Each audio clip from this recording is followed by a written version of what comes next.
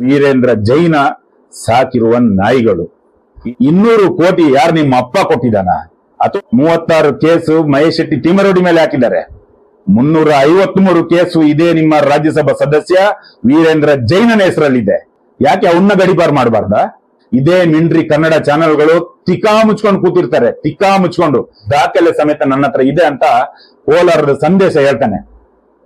ವೀರೇಂದ್ರ ಜೈನ ಅದಕ್ಕೆ ಸ್ಟೇ ತರ್ತಾನೆ. 200 ಕೋಟಿ ಯಾರು ನಿಮ್ಮ ಅಪ್ಪನ ಮನೆಯಿಂದ ಬಂದಿದ್ಯಾ? ಅಥವಾ ಯಾರಾದ್ರೂ SKDRDP ಸಂಘದಿಂದ ಸಾಲ ಕೊಟ್ಟಿದ್ದಾರಾ? ಆ ಹಿಂದೂ ದೇವಾಲಯ ಅದು ನನ್ನದು, ಅದು ನಂದು. ನಾನು ನನ್ನ ಹಕ್ಕಿಂದ ಹೇಳ್ತೀನಿ, ಅದು ದೇವಸ್ಥಾನ ನಂದು. ಆ ದೇವಸ್ಥಾನದಲ್ಲಿ ಇರುವಂತ ಮಂಜುನಾಥ ಅಣ್ಣಪ್ಪ ಸ್ವಾಮಿ ಅದು ನನ್ನ ಧರ್ಮದ ದೇವರು. ಅದನ್ನ ತನ್ನ ಕೈಯಲ್ಲಿ ಇಟ್ಕೊಂಡಿರೋದು ಈ ವೀರೇಂದ್ರ ಜೈನ. ಆ ಹಿಂದೂ ದೇವಾಲಯದ ಮೇಲೆ ಕೇಸರಿ ಧ್ವಜನ ನಾವು ಹಿಂದೂಗಳು ಹಾರಿಸ್ತೀವಿ. ಮಿಂಡ್ರಿ ಮೀಡಿಯಾಗಳು ನೀವು ದರ್ಶನ್ ಅವರು ನಿಮಗೆ ಉಗ್ದಿರೋದು ಸತ್ಯವಾದ ವಿಷಯ. ಒಂದು ಹೆಣ್ಣು ಮಗಳಿಗೆ ಅನ್ಯಾಯ ಆಯ್ತು ಅಂತ ಹೇಳಿದಾಗ ಅವನನ್ನ ಕೊಲೆ ಮಾಡಿದಾರಲ್ಲ, ಅದು ನಿಜವಾಗ್ಲೂ ಸರಿನೇ ಒಂದು ಲೆಕ್ಕಾಚಾರದಲ್ಲಿ. ಕಾರ್ಕಳದಲ್ಲಿ ಇರುವಂತಹ ಪರಶುರಾಮನ ಅದೆಷ್ಟೋ ವರ್ಷ ಆಯ್ತು ಅರೆಬೆತ್ತಲೆ ಮಾಡಿ ನಿಲ್ಸಿದ್ದಾರೆ. ಕಾರ್ಕಳದ ಸುನಿಲ್ ಕುಮಾರ್ಗೆ ಮಾತ್ರ ಜಾಸ್ತಿ ಇಂಟ್ರೆಸ್ಟ್ ಯಾವ್ದಂತ ಹೇಳಿದ್ರೆ ಧರ್ಮಸ್ಥಳದ ವಿಚಾರ ಮಾತಾಡೋದು. ಸ್ವಲ್ಪ ದಿವಸ ಹೋದ್ರೆ ಕಾರ್ಕಳದ ಜನ ನಿಮ್ಮನ್ನ ಒದ್ದು ಒಳಗಾಗ್ತಾರೆ. ಹುಡುಗಿಗೆ ನ್ಯಾಯ ಸಿಗುತ್ತೆ. ತಿಕ್ಕಾ ಮುಚ್ಕೊಂಡು ಜುಲೈ 14ರವರೆಗೆ ಕಾಯಿರಿ. ರವಿ ಪೂಜಾರಿ ಸ್ವಲ್ಪ ಎಣ್ಣೆ ಹಾಕೊಳ್ತಾ ಇದ್ದ. ಮತ್ತೆ ಯಾಕೆ ಮರೆ ಎಷ್ಟು ಟೆನ್ಷನ್ ಅಲ್ಲಿ ಇದೆಯಾ, ಏನಾಯ್ತು ಯಾಕೆ ಅಂತ ಹೇಳೋ ಭಯಭೀತನಾಗೆ ಇದ್ದ. ಪಾಪ ನಿನ್ಗೆ ವಿಷಯ ಅಂತ ಗೊತ್ತಿಲ್ಲ, ಹೋಗು ಮಾರೆ, ನಾನು ಹೇಳುದಿಲ್ಲ, ನಿನ್ಗೆ ಏನ್ ಗೊತ್ತು, ಹೋಗು ಮಾರೆ ಅಂತ ಹೇಳಿದ. ಸೌಜನ್ಯ ಹೇಗೆ ಸತ್ತು? ಧಾರ್ಮಿಕ ಶ್ರದ್ಧಾ ಕೇಂದ್ರಕ್ಕೆ ಷಡ್ಯಂತ್ರ. ಸುಮ್ಮನೆ ಈ ಗುಲಾಮರು ನೀವು ಬೇವರ್ಸಿಗಳು.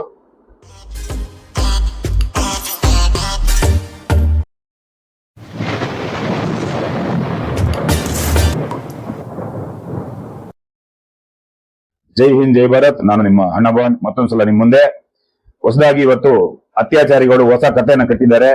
200 ಕೋಟಿ ರೂಪಾಯಿನ ಈ ಸೌಜನ್ಯ ಹೋರಾಟದಲ್ಲಿರುವಂತಹ ನಾಯಕರುಗಳಿಗೆ ಕೊಟ್ಟಿದ್ದಾರೆ ಅಂತ ಹೇಳ್ಬಿಟ್ಟು ಮಿಂಡ್ರಿ ಮೀಡಿಯಾಗಳು ಬೊಗಳ್ತಾ ಇದ್ದಾರೆ. ಈ ಮಿಂಡ್ರಿ ಮೀಡಿಯಾಗಳು ಬೇರೆ ಯಾರು ಅಲ್ಲ, ಇವರು ಇದೇ ನಮ್ಮ ಧರ್ಮಸ್ಥಳದಲ್ಲಿರುವಂತಹ ರಾಜ್ಯಸಭಾ ಸದಸ್ಯ ವೀರೇಂದ್ರ ಜೈನ ಸಾಕಿರುವ ನಾಯಿಗಳು.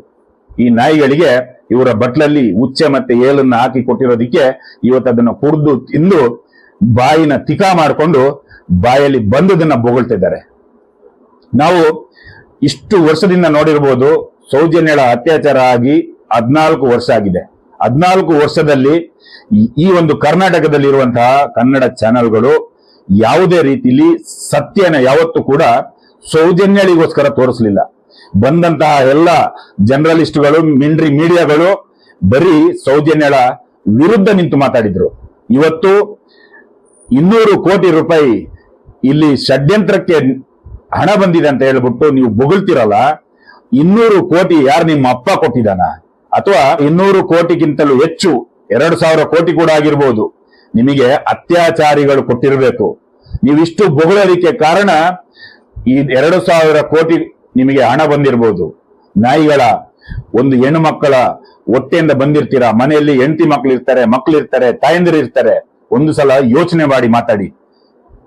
1 ವರ್ಷದಿಂದ ಸೌಜನ್ಯಳ ವಿಚಾರದಲ್ಲಿ ಅದೆಷ್ಟೋ ಸಾಕ್ಷಿಗಳು ನಿಮ್ಮ ಮುಂದೆ ಬಂದಿದೆ.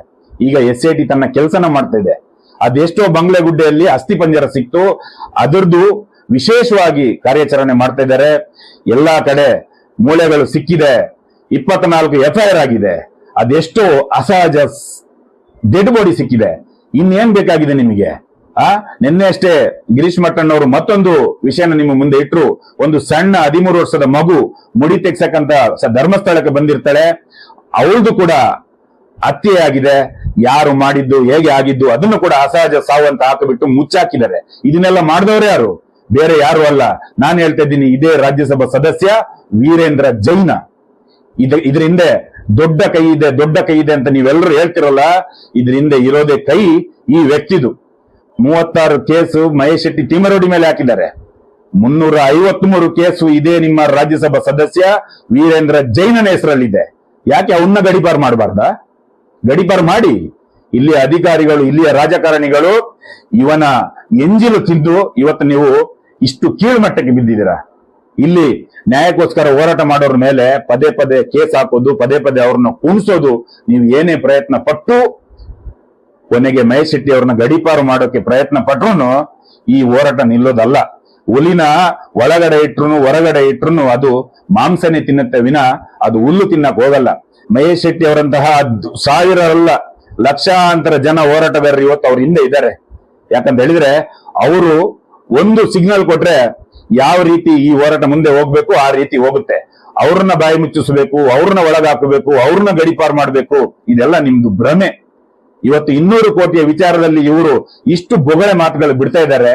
ಈ ವಿಷಯ ಬರ್ತಿದ್ದಂಗೆ ಕನ್ನಡ ಚಾನೆಲ್ ಬಿಟ್ಟು ಹಿಂದಿಯಲ್ಲಿ ಬರುತ್ತೆ, ಇಂಗ್ಲಿಷ್ ನ್ಯೂಸ್ ಬರುತ್ತೆ, ಎಲ್ಲಾ ಭಾಷೆಯಲ್ಲಿ ನ್ಯೂಸ್ ಬರುತ್ತೆ. ಯಾಕೆ?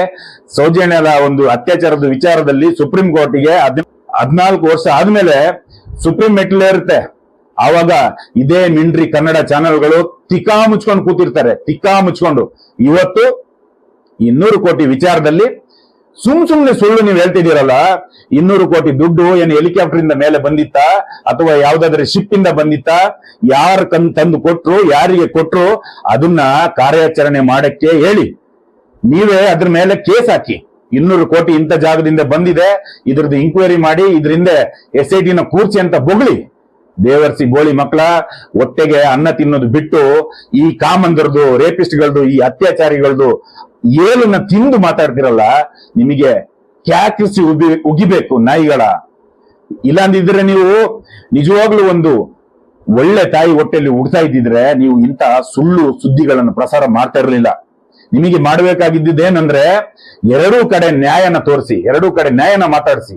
ಸೌಜನ್ಯದು ಅತ್ಯಾಚಾರ ಆಗಿದ್ದ ಹಿಂದಿನ ದಿವಸ ಇದೇ ನಿಶ್ಚಿಲ್ ಜೈನ ಮಂಗಳೂರಲ್ಲೇ ಇದ್ದ ಅನ್ನೋದಕ್ಕೆ ಜನ ಕೂಗಿ ಕೂಗಿ ಕೂಗಿ ಹೇಳ್ತಾ ಇದ್ರು. ಅದನ್ನ ಯಾರು ನಂಬಲಿಲ್ಲ. ಅಂತ ಟೈಮಲ್ಲಿ ಈ ನಿಮ್ಮ ರಾಜ್ಯಸಭಾ ಸದಸ್ಯ ವೀರೇಂದ್ರ ಜೈನ ಬಂದು ಏನ್ ಹೇಳ್ತಾನೆ ಅಂತ ಹೇಳಿದ್ರೆ, ನನ್ನ ಮಗ ಅಮೆರಿಕ ಹೋಗಿದ್ದ, ಇಲ್ಲಿ ಇರ್ಲಿಲ್ಲ ಅಂತ ಹೇಳ್ತಾನೆ. 10 ವರ್ಷ ಆದ್ಮೇಲೆ ಕೋಲಾರದ ಸಂದೇಶ ಅನ್ನೋ ಒಬ್ಬ ವ್ಯಕ್ತಿ ಬರ್ತಾನೆ. ಆವತ್ತಿನ ದಿವಸ ಅಮೆರಿಕಕ್ಕೆ ಹೋಗಿರೋದು ನಿಶ್ಚಿಲ್ ಜೈನ ಹೌದು, ಆದ್ರೆ ಈ ನಿಶ್ಚಿಲ್ ಜೈನ ಹೋಗಿರೋದಲ್ಲ, ಅದೇ ಹೆಸರಲ್ಲಿ ಬೇರೆ ಯಾರೋ ಹೋಗಿದ್ದಾರೆ, ಅದರದ್ದು ದಾಖಲೆ ಸಮೇತ ನನ್ನ ಹತ್ರ ಇದೆ ಅಂತ ಕೋಲಾರದ ಸಂದೇಶ ಹೇಳ್ತಾನೆ.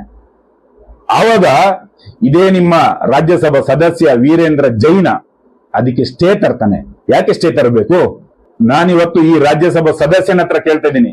ಇವನೊಬ್ಬ ಪೊಲಿಟಿಷಿಯನ್, ಇವನೊಬ್ಬ ರಾಜಕೀಯ ಮಾಡೋನು, ಇವನ ಹತ್ರ ನಾನು ಕೇಳ್ತಾ ಇದ್ದೀನಿ. ನನಗೆ ಕನ್ನಡದಲ್ಲಿ ಸ್ವಲ್ಪ ಹಿಂದೆ ಮುಂದೆ ಆಗ್ಬೋದು ಮಾತಾಡೋದ್ರಲ್ಲಿ, ಏಕವಚನ ಜಾಸ್ತಿ ಬರುತ್ತೆ ನನ್ನ ಬಾಯಲ್ಲಿ, ಕ್ಷಮೆ ಇರಲಿ. ಇಂಥ ವ್ಯಕ್ತಿ ಇವತ್ತು ಒಂದು ಹೆಣ್ಮಗಳದು ಅತ್ಯಾಚಾರ ಆಗಿದೆ ಅಂತ ಹೇಳುವಾಗ ಅದಕ್ಕೊಬ್ಬ ಸಾಕ್ಷಿ ತಗೊಂಡು ಬರ್ತಾನೆ.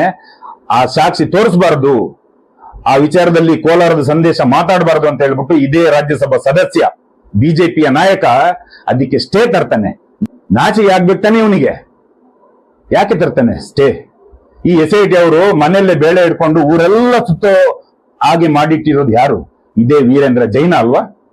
ಇದಕ್ಕೆ ಉತ್ತರ ಬಂದು ಈ ಮಿಂಡ್ರಿ ಮೀಡಿಯಾಗಳು ಅವನು ಬಾಯಿಂದ ಕೇಳಿ, ಅವನಿಗೆ ಪ್ರಶ್ನೆ ಹಾಕ್ಸಿ, ಇದಕ್ಕೆ ಯಾಕೆ ನೀನು ಸ್ಟೇ ತಂದಿದ್ಯಾ ಅಂತ ಹೇಳ್ಬಿಟ್ಟು.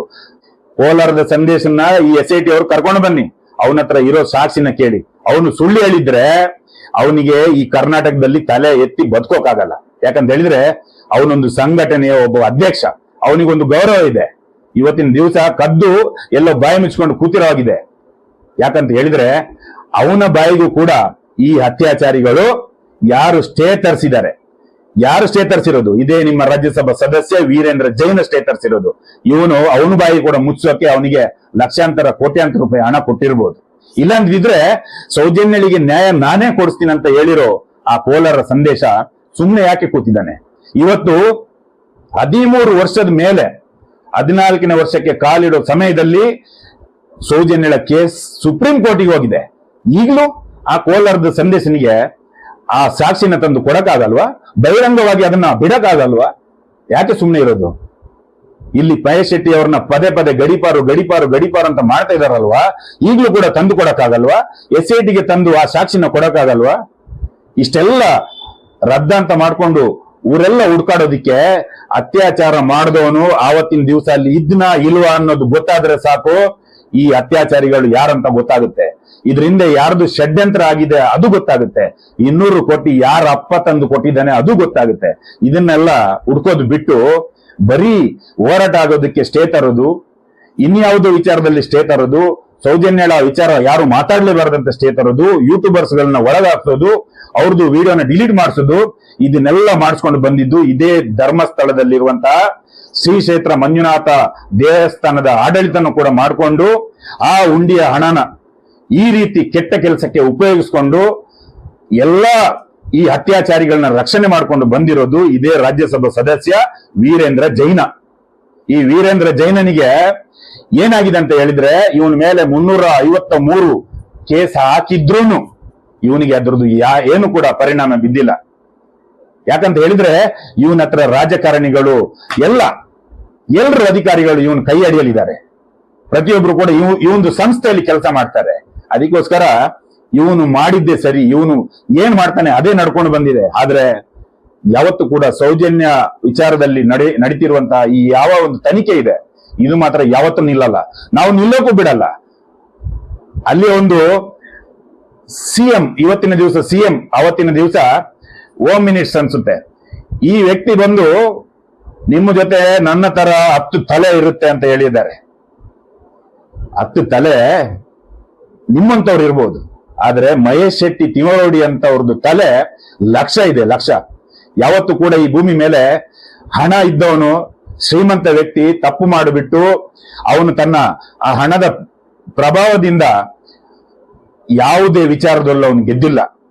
ಯಾವಾಗ ಜನ ಒಟ್ಟಾಗಿ ಹೋರಾಟಕ್ಕೆ ಮುಂದೆ ಬರ್ತಾರೆ, ಆವಾಗ ಇಂತಹ ಅತ್ಯಾಚಾರಿಗಳು, ಇಂತಹ ಕೊಲೆಗಡುಕರು ಈ ಒಂದು ಹೋರಾಟದಲ್ಲಿ ಸೋತಿದ್ದಾರೆ ವಿನಃ ಯಾವತ್ತೂ ಕೂಡ ಗೆದ್ದಿಲ್ಲ. ಹಂಗಾಗಿ ಮಹೇಶ್ ಶೆಟ್ಟಿ ತಿಮರೋಡಿ ಅವ್ರ ಜೊತೆ ಅವರಂತಹ ತಲೆ 1,00,000 ಇದೆ, 1,00,000. ನಿಮ್ಮಂತವ್ರದ್ದು ಒಂದು ಪುಟ್ಕೋಸಿ 10 ತಲೆ ಏನು ಮಾಡಕ್ ಆಗಲ್ಲ, ಸಾಧ್ಯನೇ ಇಲ್ಲ ಮಾಡಕ್ಕೆ. ಯಾಕಂತ ಹೇಳಿದ್ರೆ ಅಲ್ಲಿ ಅಣ್ಣಪ್ಪ ಮತ್ತೆ ಮಂಜುನಾಥ ಮಾಡ್ತಿರೋ ಕೆಲಸ ಇವತ್ತು ನಿಮ್ಮ ಮುಂದೆ ಇದೆ. ಯಾಕಂತ ಹೇಳಿದ್ರೆ ಇವರು ಪದೇ ಪದೇ ಕೆಲವೊಂದು ವಿಚಾರಗಳು, ಕೆಲವೊಂದು ತನಿಖೆಗಳು ನಡೀತಾ ಇರುವಾಗ ಕೆಲವು ಮಾನಸಿಕ ರೋಗಿಗಳನ್ನ ಮಧ್ಯ ತಂದು ಹಾಕ್ತಾರೆ. ಇವರು ಸುಮಾರು ವರ್ಷದ ಹಿಂದೆ ಆ ಅನಿತಾ ಕಾಸರಗೋಡು ಅನ್ನೋ ಒಂದು ಮಹಿಳೆನ ಕೂಡ ಇವ್ರದೇ ಒಂದು ಫೇಸ್ಬುಕ್ ಪೇಜ್ ಅಲ್ಲಿ ಬರ್ದು ಹಾಕಿಸ್ತಾರೆ. ಏನಂತ ಹೇಳಿದ್ರೆ, ಕಮ್ಯುನಿಸ್ಟ್ ಪಾರ್ಟಿಗಳನ್ನ ನಾನು ತಗೊಂಡು ಬರ್ತೀನಿ, ಇಲ್ಲಿ ಕೊಲೆ ಮಾಡಿಸ್ತೀನಿ, ಬಿಜೆಪಿ ಅವ್ರನ್ನ ಕೊಲೆ ಮಾಡಿಸ್ತೀನಿ, ಹಿಂದೂಗಳನ್ನ ಕೊಲೆ ಮಾಡಿಸ್ತೀನಿ ಅಂತ ಹೇಳ್ಬಿಟ್ಟು ಅವಳು ಸೌಜನ್ಯ ಹೋರಾಟ ಸೇರ್ಕೊಳ್ತಾಳೆ. ಆವಾಗ ಇದೇ ಅತ್ಯಾಚಾರಿಗಳು ಮಹೇಶ್ ಶೆಟ್ಟಿ ತಿಮರೋಡಿ ಅವರು ಕಮ್ಯುನಿಸ್ಟ್ ಪಾರ್ಟಿಗಳ ಜೊತೆ ಸೇರ್ಕೊಂಡಿದ್ದಾರೆ, ದೇವಸ್ಥಾನದ ಮೇಲೆ ಷಡ್ಯಂತ್ರ ಮಾಡ್ತಾ ಇದ್ದಾರೆ ಅಂತ ಹೇಳ್ಬಿಟ್ಟು ಪ್ರಚಾರ ಮಾಡ್ತಾರೆ.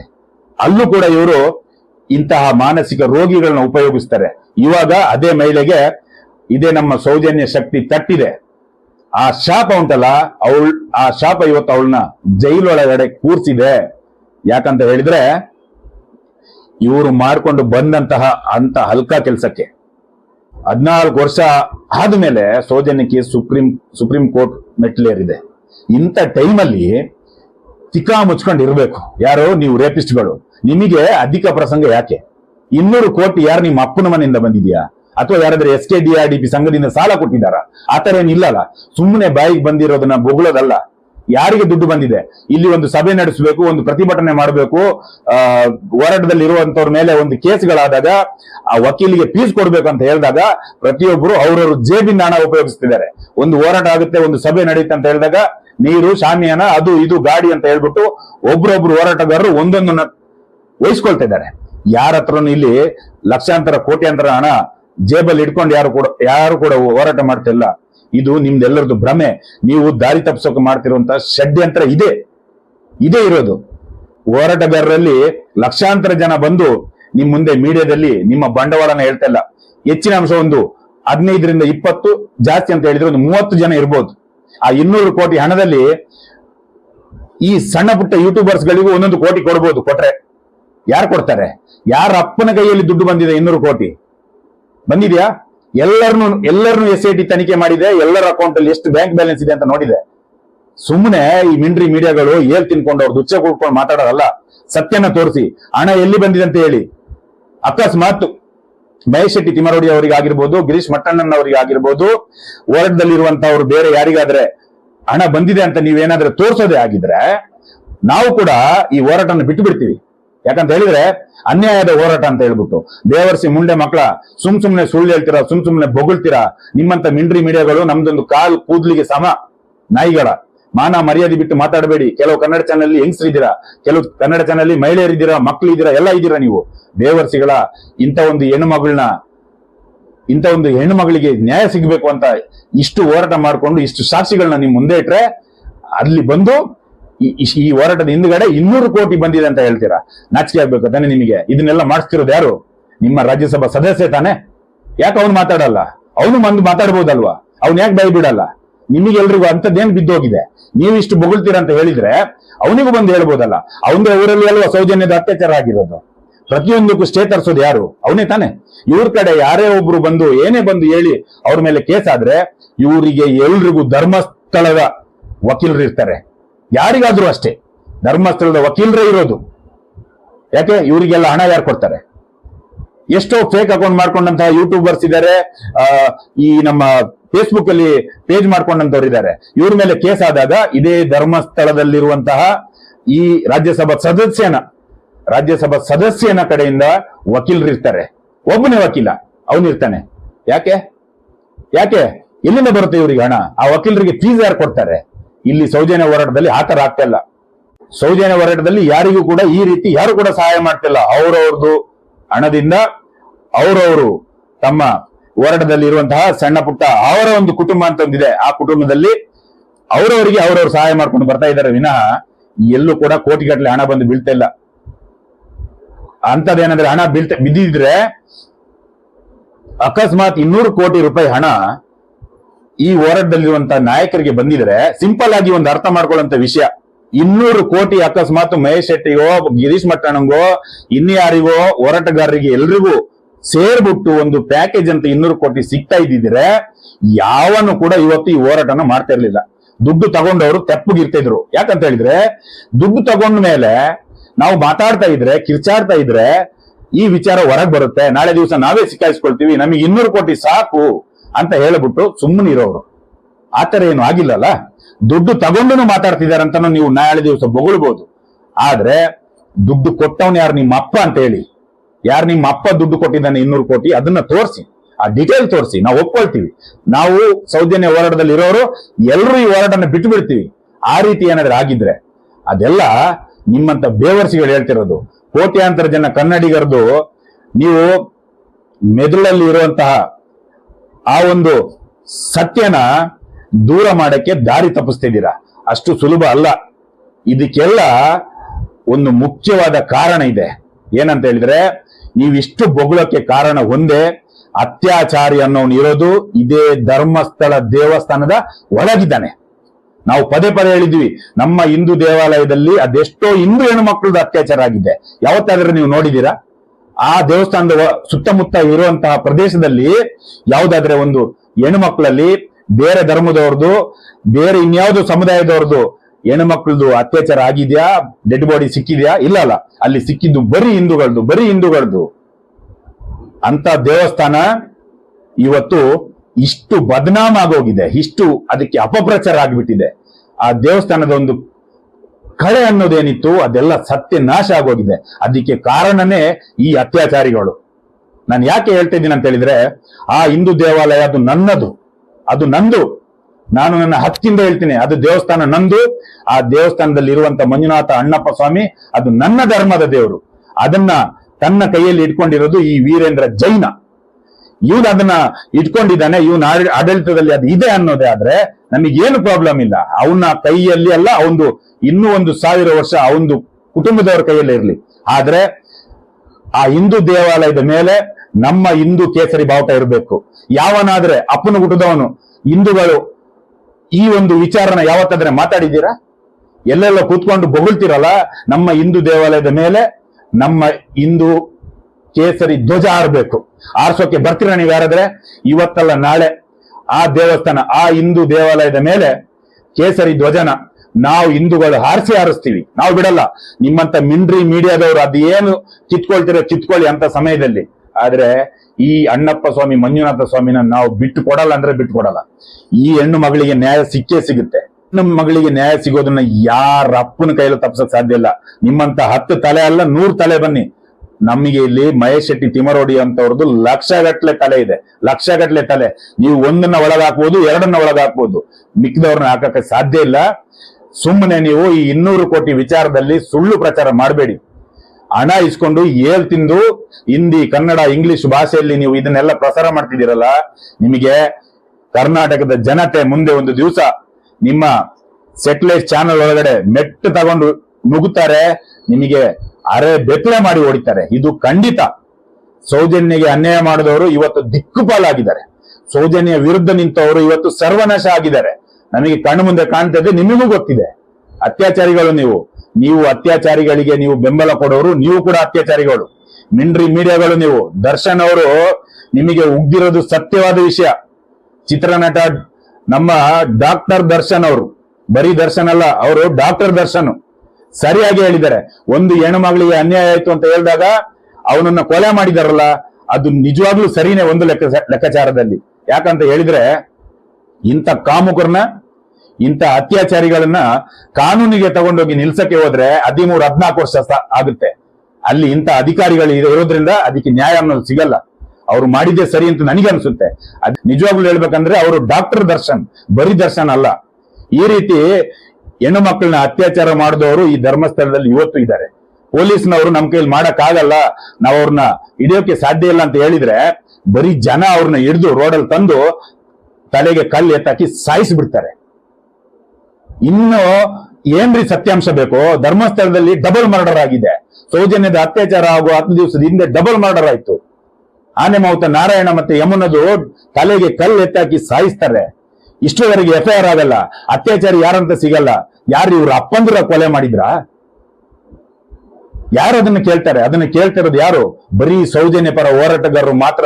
ಇನ್ನು ಯಾವುದೇ ಅಪ್ಪನ ಹುಡುಕವನು ಈ ವಿಚಾರದಲ್ಲಿ ಮುಂದೆ ಬಂದು ಕೇಳಲ್ಲ. ಬರೀ ಎಲ್ಲೆಲ್ಲೋ ಕೂತ್ಕೊಂಡು ಏನೇನೋ ಮಾತಾಡೋದಲ್ಲ.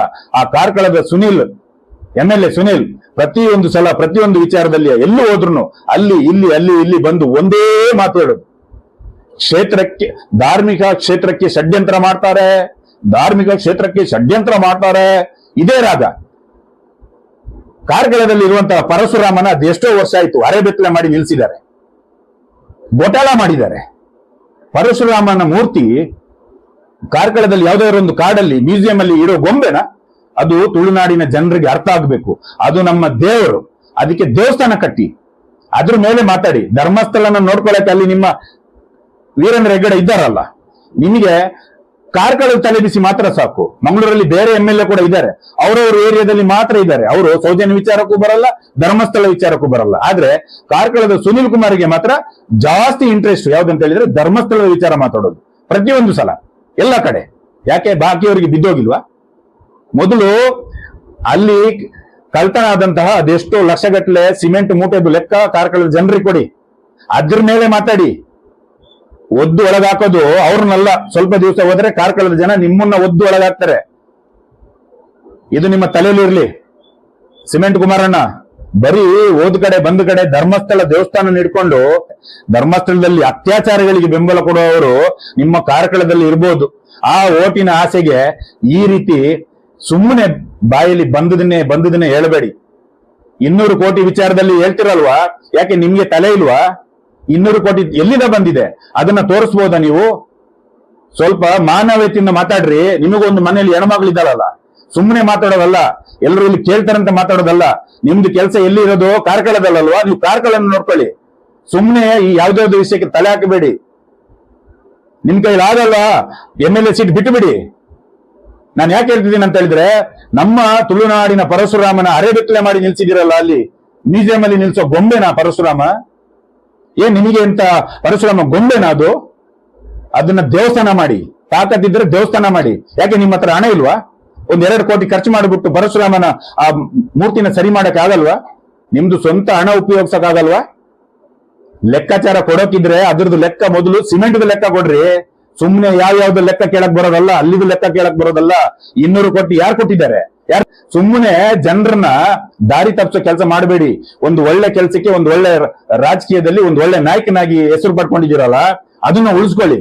ಸುಮ್ಮನೆ ಬಂದಿಲ್ಲಿ ಪ್ರಚಾರಕ್ಕೋಸ್ಕರ, ಓಟಿಗೋಸ್ಕರ ಸುಮ್ಮನೆ ಏನೇನೋ ಮಾತಾಡೋದಲ್ಲ. ಗೊತ್ತಾಯ್ತಾ? ಸ್ವಲ್ಪ ಬಾಯಿನ ಮುಚ್ಕೊಂಡಿರಿ. ಬಂದ್ ಕಡೆ ಹೋದ ಕಡೆ ಒಂದೇ ರಾಮಾಯಣ ಹೇಳೋದಲ್ಲ. ನಮಿಗೂ ಗೊತ್ತಿದೆ, ನಾವು ಹಿಂದೂಗಳು. ನೀವು ನಿಜವಾದ ಹಿಂದೂ ಆಗಿದ್ರೆ ಇವತ್ತು ಈ ಕ್ಷಣದಿಂದ ಒಂದು ಕೇಸರಿ ಧ್ವಜನ ತಗೊಂಡು ಹೋಗ್ಬಿಟ್ಟು ಧರ್ಮಸ್ಥಳ, ನಮ್ಮ ಹಿಂದೂ ದೇವಾಲಯ ಯಾವುದು, ಅದು ನಮ್ಮ ಧಾರ್ಮಿಕ ಕ್ಷೇತ್ರ, ಅದು ಹಿಂದೂಗಳ ದೇವಾಲಯ. ಆ ಹಿಂದೂ ದೇವಾಲಯದ ಮೇಲೆ ನಿಮ್ಮ ಹತ್ರ ತಾಕತ್ತಿದ್ರೆ ಹೋಗ್ಬಿಟ್ಟು ಕೇಸರಿ ಧ್ವಜನ ಹಾಕಿ. ನೀವು ಒಬ್ಬ ಹೋಗಿ ಹಾಕಬೇಕು, ಒಬ್ಬ ಹೋಗಿ ಕೇಸರಿ ಧ್ವಜನ ಹಿಂದೂ ದೇವಾಲಯದ ಮೇಲೆ ಹಾಕಿ. ನಿಮ್ಮ ಹತ್ರ ತಾಕತ್ತಿದ್ರೆ ಅದನ್ನ ಮಾಡಿ. ನಾನು ಅವಾಗ ಒಪ್ಕೊಳ್ತೀನಿ ನಿಮ್ಮನ್ನ, ನೀವೊಂದು ನಿಜವಾದ ಒಬ್ಬ ನಾಯಕ ಅಂತ ಹೇಳ್ಬಿಟ್ಟು. ಸುಮ್ಮನೆ ಬೊಗಳೆ ಬಿಡೋದಲ್ಲ ಓಟಿಗೋಸ್ಕರ. ಗೊತ್ತಾಯ್ತಾ? ಆಗಲ್ಲ ಅಂತ ಹೇಳಿದ್ರೆ ರಾಜೀನಾಮೆ ಕೊಡಿ. ಈಗಲೂ ಹೇಳ್ತೀನಿ ನಾನು, ಕಾರ್ಕಳಕ್ಕೆ ನಿಮ್ಮಂತ MLA ಬೇಕಾಗಿಲ್ಲ ನನಗೆ. ಇನ್ನೂ ಇದ್ದಾರೆ ಒಳ್ಳೆಯವರು MLA, ಇನ್ನೂ ಇದ್ದಾರೆ. ಇದೇ ಕೊನೆ ನಿಮ್ದು ರಾಜಕೀಯದಲ್ಲಿ, ನಿಮ್ದು ಇದೇ ಕೊನೆ ಕಾರ್ಕಳದಲ್ಲಿ. ನಾನು ಇವತ್ತೇ ಹೇಳ್ತಿದ್ದೀನಿ, ಸೌಜನ್ಯ ಶಾಪ ಬಿಡಲ್ಲ ಅಂದ್ರೆ ಬಿಡಲ್ಲ. ಮುಂದಿನ ಶಾಸಕ ನಾನು ಇವಾಗ್ಲೇ ಬರೆದು ಕೊಡ್ತೀನಿ. ಮುಂದಿನ ಶಾಸಕ ಕಾರ್ಕಳದಲ್ಲಿ ಉದಯ್ ಕುಮಾರ್ ಶೆಟ್ಟಿ. ನಾನು ಇವಾಗ್ಲೇ ಹೇಳ್ತೀನಿ, ನನಗೆ ಅವ್ರು ಯಾರಂತ ಪರಿಚಯ ಇಲ್ಲ, ನಾನು ಯಾವತ್ತೂ ನೋಡಿಲ್ಲ. ಆದ್ರೂ ನಾನು ಹೇಳ್ತೀನಿ, ಮುಂದಿನ ಶಾಸಕ ಕಾರ್ಕಳಕ್ಕೆ ಉದಯ್ ಕುಮಾರ್ ಶೆಟ್ಟಿ ಅಂದ್ರೆ ಉದಯ್ ಕುಮಾರ್ ಶೆಟ್ಟಿ. ನಾನು ಇವತ್ತು ಹೇಳ್ತಿದ್ದೀನಿ, ನಿಮಗಿನ ಅವಕಾಶ ಇಲ್ಲ. ಯಾಕಂತ ಹೇಳಿದ್ರೆ ಒಂದು ಹೆಣ್ಣು ಮಗಳಿಗೆ ಇಷ್ಟ ಅನ್ಯಾಯ ಮಾಡಬಾರ್ದು, ಇಷ್ಟು ಹಿಂದೂಗಳದ್ದು ಹೊಟ್ಟೆ ಉರಿಸಬಾರದು. ಯಾವತ್ತು ಒಂದು ರಾಜಕೀಯಕ್ಕಂತ ಬಂದಾಗ ಜನರಿಗೆ ಆಗ್ತಿರೋ ಮೋಸನ ನೋಡ್ಬೇಕು. ಸುಮ್ಮನೆ ಯಾರೋ ಹಣ ಬಿಸಾಡ್ತಾರೆ ಅಂತ ಹೇಳ್ಬಿಟ್ಟು ಅವ್ರದ್ದು ಹಣನ ನಕ್ಕೋದಲ್ಲ ಹಿಂಗ್ ಹಾಕೊಂಡು. ಸುಮ್ಮನೆ ಬಂದು 200 ಕೋಟಿ ಅಂತ ಹೇಳ್ಬಿಟ್ಟು ಟಿವಿಲಿ ನೀವು ಪ್ರಸಾರ ಮಾಡ್ತಿರಲ್ವಾ, ಎಲ್ಲ ಮೀಡಿಯಾಗಳು, ಮಿಂಡ್ರಿ ಮೀಡಿಯಾಗಳು, ನೀವೆಲ್ಲ ಮನುಷ್ಯರ ನಿಮ್ ಜನ್ಮಕ್ಕೆ. ನಾವು ಎಲ್ಲ ನೋಡ್ಕೊಳ್ತಾ ಇದೀವಿ, ನಮಿಗೂ ಗೊತ್ತಿದೆ 200 ಕೋಟಿ ದುಡ್ಡು ಬರ್ತಾ ಇದ್ದಿದ್ರೆ ನಾವು ಮಹೇಶ್ ಶೆಟ್ಟರ್ ಹತ್ರ ಡೈಲಿ ಹೋಗ್ತಾ ಇದ್ವಿ, ಹಣ ಏನಾದ್ರೆ ಕೊಡಿ ಅಂತ. ಗೊತ್ತಾಯ್ತಾ? ಮನೆ ಯಾರು ಕಟ್ಟಲ್ರಿ? ಮನೆ ಯಾರು ಕಟ್ಟಲ್ಲ? ಕೋಟಿಗೆ ಮನೆ ಯಾರು ಕಟ್ಟಿಲ್ಲ? ಸುನೀಲ್ ಕುಮಾರ್ದು ಮನೆ ಎಷ್ಟು ಕೋಟಿ ಇರ್ಬೋದು ಕಾರ್ಕಳದಲ್ಲಿ? ಎಲ್ಲಿಂದ ಬಂತು ದುಡ್ಡು? ಹಾಗಾದ್ರೆ ಒಂದು MLA ಆದ ತಕ್ಷಣ ಕೋಟಿ ಕಟ್ಟಲಿದ್ದು ಮನೆ ಕಟ್ಟಬಹುದಾ? ಒಂದು ನಾರ್ಮಲ್ ಒಬ್ಬ MLA ಆಗ್ತಾನೆ, ಅವ್ನು 15 ಕೋಟಿ 20 ಕೋಟಿ ಮನೆ ಕಟ್ಟಬಹುದಾ 5 ವರ್ಷದಲ್ಲಿ? ಎಲ್ಲಿಂದ ಬರುತ್ತೆ ಹಣ? ಮಹೇಶ್ ಶೆಟ್ಟಿ ಮನೆ ಕಟ್ಟಬಾರ್ದಂತ ಏನಾದ್ರೂ ಇದೆಯಾ? ಅವ್ರದ್ದು ಫ್ಯಾಮಿಲಿ ಏನು, ಅವ್ರದ್ದು ಅಣ್ಣ ತಮ್ಮಂದ್ರದ್ದು ಬ್ಯಾಕ್ ಗ್ರೌಂಡ್ ಏನು ನಿಮಗೆ ಗೊತ್ತಿದ್ಯಾ? ಅವ್ರೇನ್ ಬಡವರ? ಅವ್ರಿಗೇನ ತಿನ್ನಕ್ಕೆ ಅನ್ನದೇನಾದ್ರೆ ಸಮಸ್ಯೆ ಇದೆಯಾ? ಅವ್ರದ್ದು ಪರಂಪರೆನೆ ಶ್ರೀಮಂತರ್ರಿ. ಅವ್ರಿಗೆ ಅಡಿಕೆ ತೋಟ ಜಮೀನ್ ಇದೆ, ಅವ್ರದ್ದು ಫ್ಯಾಮಿಲಿ ಅವರೆಲ್ಲ ಸೆಟ್ ಇದ್ದಾರೆ, ಅವ್ರಿಗೆ ಬೇಕಾದ ಬಿಸ್ನೆಸ್ ಗಳಿದ್ದಾವೆ. ಎಲ್ರು ಸೇರ್ಬಿಟ್ಟು ಒಂದು ಕುಟುಂಬದ ಒಂದು ಮನೆನ ಕಟ್ಟಿದ್ದಾರೆ. ಮಹೇಶ್ ಶೆಟ್ಟಿ ತಿಮ್ಮರುಡು ಒಬ್ಬರ ಮನೆನ ಕಟ್ಟಿದಲ್ಲ, ಅವ್ರದ್ದೇ ತೋಟದ ಮರನ ಕಡ್ದಿದ್ದಾರೆ, ಮರನ ಮಾರಿದ್ದಾರೆ. ಅವ್ರದ್ದು ಅಣ್ಣಂದ್ರು ಒಳ್ಳೆ ರೀತಿಯಲ್ಲಿ ಒಳ್ಳೊಳ್ಳೆ ಬಿಸ್ನೆಸ್ ಮಾಡೋರು ಕಲ್ಲುಗಳನ್ನ ಕೊಟ್ಟಿದ್ದಾರೆ, ಕಲ್ಲುಗಳನ್ನ ಹಾಕೊಂಡಿದ್ದಾರೆ. ಒಳ್ಳೆ ಮನೆ, ಒಂದಿಷ್ಟು ಹಣ ಮಹೇಶ್ ಶೆಟ್ಟಿ ಅವ್ರ ಹತ್ರನೇ ಇರುತ್ತೆ. ಅವ್ರೇನ್ ಬಡವರ? ಇಷ್ಟು ವರ್ಷ ಅವ್ರು ಸಂಪಾದನೆ ಮಾಡಿಲ್ವಾ? ಅವ್ರೊಂದು ಮನೆ ಕಟ್ಟಿದ ತಕ್ಷಣ ನಿಮ್ದು ತಿಕ್ಕಕ್ಕೆ ಬೆಂಕಿ ಬಿದ್ದುಬಿಟ್ಟಿದೆ ಅಂತ ಹೇಳಿದ್ರೆ, ನಿಮ್ದು ಮನೆ ಎಷ್ಟು ಕೊಟ್ಟಿದ್ರಿ? ನಿಮ್ದು ಬ್ಯಾಂಕ್ ಬ್ಯಾಲೆನ್ಸ್ ಎಷ್ಟಿದೆ? ಒಂದ್ಸಲ ನಿಮ್ದು ಬ್ಯಾಂಕ್ ಬ್ಯಾಲೆನ್ಸ್ ನ ತೋರಿಸಿ ನೋಡೋಣ. ನಿಮಗೆ ಎಲ್ಲಿಂದ ಹಣ ಬಂದಿದೆ ಅಂತ ನಾವು ನೋಡ್ಬೇಕು. ಸುಮ್ಮನೆ ಬಂದು ಬೊಗಳದಲ್ಲ. ನಾನು ಸುನೀಲ್ ಕುಮಾರ್ಗೆ ಹೇಳಿದ್ದು MLA, ಸುಮ್ಮನೆ ನಮ್ದು ತಿಕ್ಕ ಉರಿಸಬೇಡಿ. ನಮಿಗೂ ಗೊತ್ತಿದೆ ನಿಮ್ದು ಬಂಡವಾಳನ ಹೊರಗೆ ತೆಗಿಯಕ್ಕೆ. ನಾವೇನ್ ಭಯಪಟ್ಟು ಸುಮ್ಮನೆ ಕೂತವ್ರು ಅಲ್ಲ ನಾವು. ಮಾನ ಮರ್ಯಾದೆ ಬಿಟ್ಟು ಎಲ್ರು ಬಂದ್ಬಿಟ್ಟು ಈ ರೀತಿ ಮಾತಾಡೋದಲ್ಲ. ನಮಿಗೂ ತಲೆ ಇದೆ, ನಮಿಗೂ ಮೆದ್ಲಿದೆ, ನಮಿಗೂ ಬುದ್ಧಿ ಇದೆ, ಅದೆಲ್ಲ ಇದೆ ನಮಿಗೂ. ನಮ್ಮಿಂದ ಅಣ್ಣಪ್ಪ ಮಂಜುನಾಥ ಇದ್ದಾನೆ, ನಾವು ಅವನನ್ನೇ ಕಾಪಾಡ್ತಿರೋದು. ಹುಡುಗಿಗೆ ನ್ಯಾಯ ಸಿಗುತ್ತೆ. ತಿಕ್ಕಾ ಮುಚ್ಕೊಂಡು ಜುಲೈ 14ರವರೆಗೆ ಕಾಯಿರಿ. ನಿಮಗೆ ಎಲ್ರಿಗೂ ಒಂದು ಉತ್ತರ ಬರ್ಬೇಕಲ್ವಾ? 14 ವರ್ಷ ಆಗಿದೆಯಲ್ವಾ? ಇವತ್ತು ಜುಲೈ 14ಕ್ಕೆ ಡೇಟ್ ಕೊಟ್ಟಿದ್ದಾರೆ. ಸ್ವಲ್ಪ ಕಾದಿರಿ, ಸುಮ್ಮನೆ ಪ್ರಸಾರ ಮಾಡಬೇಡಿ. ಓಟಿನ ಆಸೆ ನಿಮ್ಗಿದ್ರೆ ನಿಮ್ಮ ಏರಿಯಾದಲ್ಲಿ ಅದೇನ್ ಮಾಡ್ಬೇಕು ಅದು ಮಾಡ್ಕೊಂಡು ಎಷ್ಟು ಹಣ ಮಾಡ್ಕೊಂಡು ಮಾಡಿ. ಸುಮ್ಮನೆ ಯಾವುದಾದ್ರು ವಿಚಾರಕ್ಕೆ ಬಂದು ದಾರಿ ತಪ್ಪಿಸೋ ಕೆಲಸನ ಮಾಡಬೇಡಿ. ಧಾರ್ಮಿಕ ಶ್ರದ್ಧಾ ಕೇಂದ್ರಕ್ಕೆ ಷಡ್ಯಂತ್ರ ಕರ್ಮದ್ದು. ಜೈ ಹಿಂದ್, ಜೈ ಭಾರತ್. ಯಾರು ಕೂಡ ಈ 200 ಕೋಟಿ ವಿಚಾರದಲ್ಲಿ ತಲೆ ಕೆಡಿಸ್ಕೋಬೇಡಿ. ಹಣ ಕೊಟ್ಟವ್ರು ಯಾರು, ತಗೊಂಡವ್ರು ಯಾರು ಅಂತದ್ದೇನಾದ್ರೆ ದಾಖಲಿದ್ರೆ ತಂದು ಕೊಡಿ. ನಾವೀ ಹೋರಾಟನ ಬಿಟ್ಟು ಸರಿ ನಮ್ಮಿಂದ ತಪ್ಪಾಯ್ತಂತ ಒಪ್ಕೊಂಡು ಕೊಡ್ತೀವಿ. ಸುಮ್ಮನೆ ಈ ಗುಲಾಮರು ನೀವು ಬೇವರ್ಸಿಗಳು. ರವಿ ಪೂಜಾರಿ ಸ್ವಲ್ಪ ಎಣ್ಣೆ ಹಾಕೊಳ್ತಾ ಇದ್ದ. ಮತ್ತೆ ಯಾಕೆ ಮರೆ ಎಷ್ಟು ಟೆನ್ಷನ್ ಅಲ್ಲಿ ಇದೆಯಾ, ಏನಾಯ್ತು ಯಾಕೆ ಅಂತ ಹೇಳೋ ಭಯಭೀತನಾಗೆ ಇದ್ದ. ಪಾಪ ನಿನ್ಗೆ ವಿಷಯ ಅಂತ ಗೊತ್ತಿಲ್ಲ, ಹೋಗು ಮಾರೆ, ನಾನು ಹೇಳುದಿಲ್ಲ, ನಿನ್ಗೆ ಏನ್ ಗೊತ್ತು, ಹೋಗು ಮಾರೆ ಅಂತ ಹೇಳಿದ. ಸೌಜನ್ಯ ಹೇಗೆ ಸತ್